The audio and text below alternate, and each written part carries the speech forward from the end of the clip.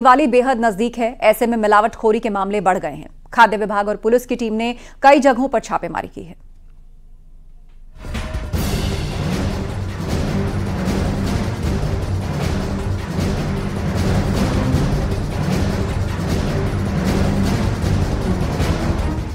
दिवाली के बड़े त्योहार पर एक तरफ जहां बाजारों में रौनक है, तरह तरह के गिफ्ट पैक दिखाई दे रहे हैं, तो वहीं मिलावटखोरी का धंधा भी जोरों से चल रहा है। इसलिए दीपावली पर बेहद सावधान रहने की जरूरत है कि कहीं आपके घर में भी मिलावट वाला सामान तो नहीं पहुंच रहा है, कहीं मिठाई के नाम पर आपकी सेहत से खिलवाड़ तो नहीं किया जा रहा है। आजमगढ़ में नकली मिठाई बनाने वाली फैक्ट्रियों में पुलिस की टीम ने छापा मारा। मिठाई के गोदाम पर छापेमारी के दौरान 10 क्विंटल मिलावटी मिठाई जब्त की गई। यहाँ पर बड़ी मात्रा में मिलावटी मिठाई बनाकर उसे बाजार में उतारने की तैयारी चल रही थी।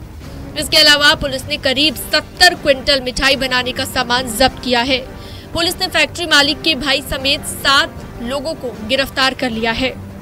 निजामाबाद थाना क्षेत्र के सेमरा गांव में मिठाई बनाने की फैक्ट्री चल रही थी। कहा जा रहा है कि इस फैक्ट्री की मिठाई इलाके की दुकानों में सप्लाई की जा रही थी। हाथरस में देसी घी के नाम पर लोगों को बीमार करने की साजिश हो रही थी। नकली घी के बारे में जानकारी मिलते ही पुलिस ने कई जगहों पर छापा मारा। प्रशासन ने 2 जगहों पर नकली देसी घी, ब्रांडेड कंपनियों के रैपर और दूसरे सामान बरामद हुए। बताया जा रहा है कि सदर कोतवाली क्षेत्र में छोटे छोटे मकानों में नकली देसी घी बनाने का कारोबार चल रहा था। दोनों मकानों को प्रशासन ने सील करके सामान जब्त कर लिया। पुलिस ने आरोपियों के खिलाफ मामला दर्ज कर लिया है। स्थानीय प्रशासन को ये सूचना मिली थी कि शहर में कुछ जगहों पर नकली देसी घी बनाने का काम चल रहा है। इस पर ब्रांडेड कंपनियों के रैपर लगाकर बेचे जा रहे हैं। खाद्य पदार्थों के अपमिश्रण की जांच हेतु गठित की गई समिति, जिसमें एडीएम न्यायिक, उप जिलाधिकारी और डीओ फूड सम्मिलित थे, उनके द्वारा आज प्राप्त सूचना पर गुड़ाही बाजार और जैन गली में 2 प्रतिष्ठानों पर कार्रवाई की गई है और एफएसएसएआई व अन्य विधिक प्रावधानों के दृष्टिगत उनके विरुद्ध एफआईआर आदि की कार्रवाई संपन्न की गई। आला अधिकारियों की मौजूदगी में पुलिस की टीम ने चौबे वाली गली, बजरिया और जैन गली में छापा मारा। हाथरस में नकली देसी घी बनाए जाने की कई जगहों से शिकायत मिल रही है। इसी को देखते हुए प्रशासन लगातार एक्शन ले रहा है। वहीं प्रतापगढ़ में मिलावटखोरों के खिलाफ खाद्य विभाग ने कार्रवाई की है। खाद्य सुरक्षा विभाग के अधिकारियों ने 6 प्रतिष्ठानों पर छापा मारा। रानीगंज और पट्टी क्षेत्र में ये कार्रवाई की गई है। टीम ने इन सभी जगहों से नकली मिठाई, खोया और पनीर बरामद किया है। 13 क्विंटल खराब मिठाइयाँ, 60 किलो पनीर और 50 किलो खोया नष्ट किया गया। 6 नमूने जांच के लिए भेजे गए। वहीं जेसीबी से गड्ढा खोदकर मिठाइयों को नष्ट किया गया। Bureau report, news 18।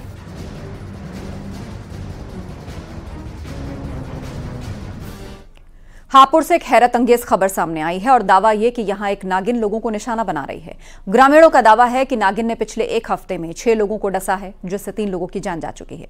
लोगों का कहना है कि शुक्रवार को भी नागिन ने एक महिला को काटा, जिससे उसके बाद उसे अस्पताल भर्ती करवाया गया।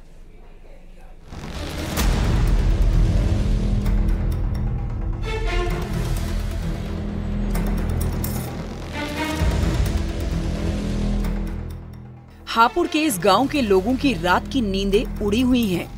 लोग घरों में सोने के बदले रात भर जाग रहे हैं।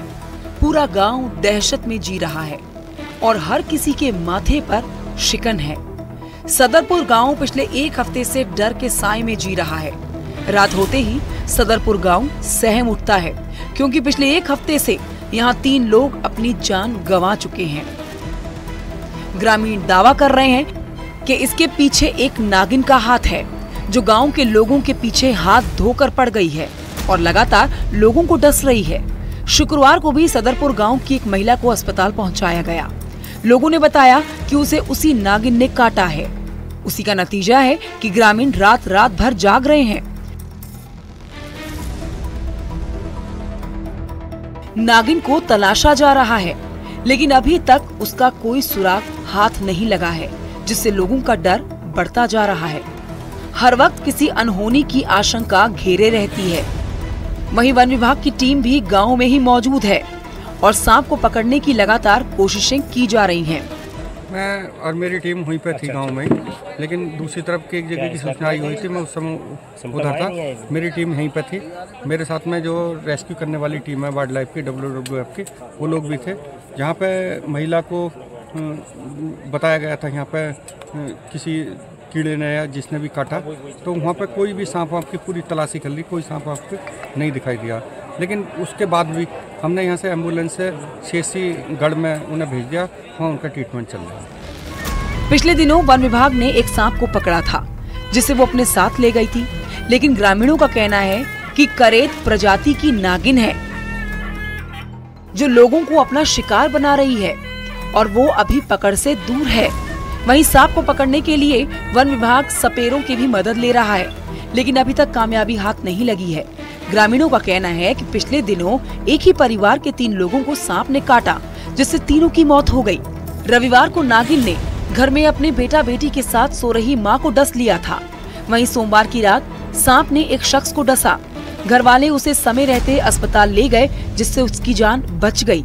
अब दावा किया गया है कि अगले दिन उसकी पत्नी को भी सांप ने काटा, उसे भी अस्पताल ले जाया गया, जिससे दोनों की जान बच गई।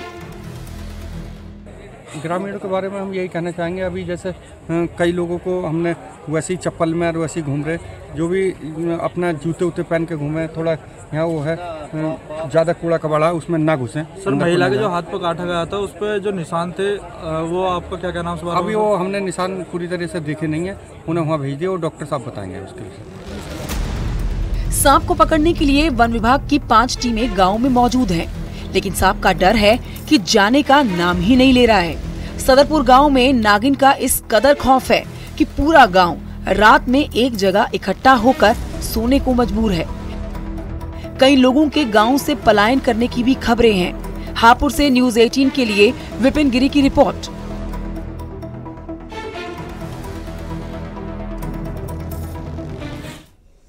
अयोध्या में भव्य दीपोत्सव के लिए जोर शोर से तैयारियां चल रही हैं। आज से राम की पैड़ी और दूसरे घाटों में दिए सजाने का काम शुरू हो चुका है। सरयू के घाट पर 30,000 वॉलंटियर्स दिए जला रहे हैं।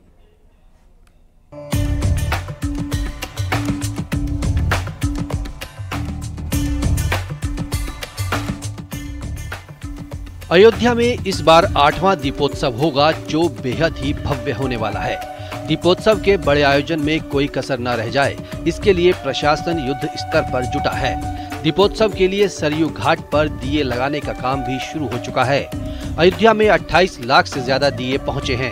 अवध विश्वविद्यालय के लगभग 30,000 वॉलंटियर 55 घाटों पर दीपक सजा रहे हैं। रामलला इस साल की शुरुआत में अपने स्थान पर विराजमान हुए थे, जिसके बाद ये पहली दिवाली होने जा रही है।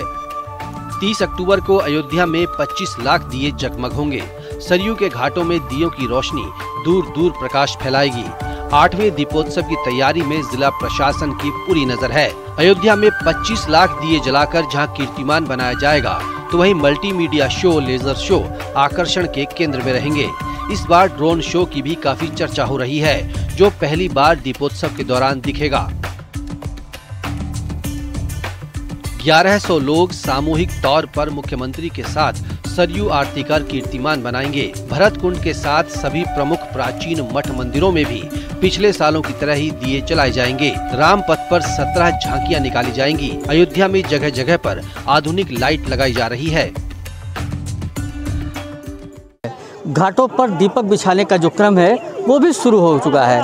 अवध विश्वविद्यालय के 30,000 से ज़्यादा वॉलंटियर अयोध्या के 55 घाटों पर 28 लाख दीपक जलाए जाएंगे। एक साथ 25 लाख दीपक प्रज्वलित करके एक बार फिर अयोध्या अपना ही रिकॉर्ड तोड़ेगी।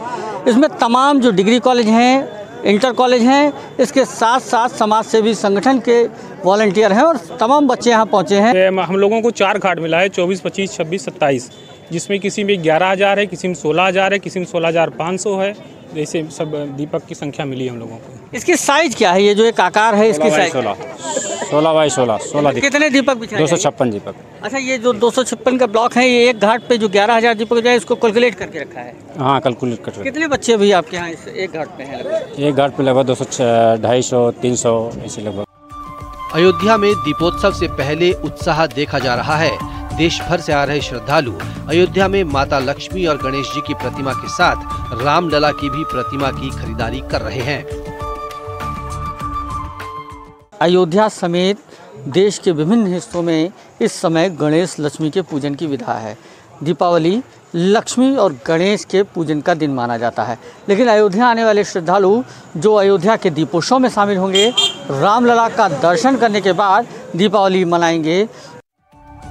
दीपोत्सव की तैयारियां जहां जोरों से चल रही हैं, तो वहीं सुरक्षा के भी कड़े इंतजाम किए जा रहे हैं। एडीजी लखनऊ जोन ने दीपोत्सव की तैयारी के मद्देनजर दूसरे आला अधिकारियों के साथ निरीक्षण किया। ये एंटिसिपेट करते हुए कि भारी मात्रा में यहाँ पर श्रद्धालुगण आएंगे। यहाँ की जो मेन चैलेंजेस है उसमें क्राउड कंट्रोल है, और आप जानते हैं इतनी सारी आतिशबाजी होती है तो उसको सेफ तरीके से कराना है। क्योंकि ये कई वर्षों से कार्यक्रम हो रहा है तो यहाँ पर सभी व्यवस्थाएं पहले से ही एक सेट तरीके से की जा रही है। 30 अक्टूबर को रामनगरी पूरी तरह से जगमग होगी, जिसकी चमक दूर तक दिखेगी। पूरी दुनिया की नजर इस दीपोत्सव पर है। दीपोत्सव के लिए अयोध्या पूरी तरह तैयार है। अयोध्या से न्यूज़ 18 के लिए निमिष गोस्वामी की रिपोर्ट।